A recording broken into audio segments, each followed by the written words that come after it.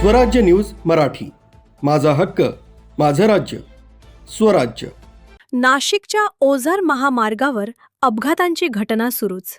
अवघ्या 12 तासात एकाच ठिकाणी 2 मोठे अपघात झाल्याने सुरक्षेचा प्रश्न निर्माण झाला आहे.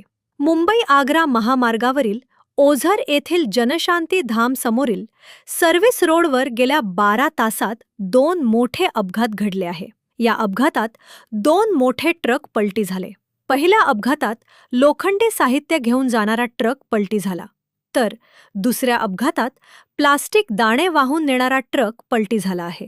सुदैवाने या दोन्ही अपघातात कुठली जीवितहानी झाली नसली तरी लाखोंचं नुकसान झालं आहे.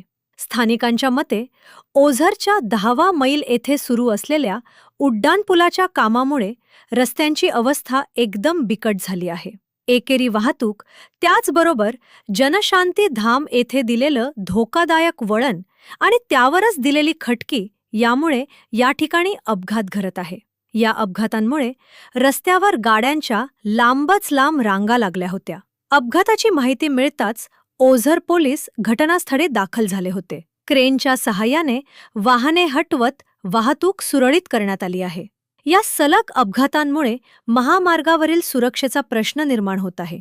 शासनाने यावर तातडीने उपाययोजना केल्या नाहीत तर या घटना अशाच पुढे होत राहण्याची शक्यता आहे. ब्युरो रिपोर्ट, स्वाती शेलार, स्वराज्य न्यूज मराठी, नाशिक.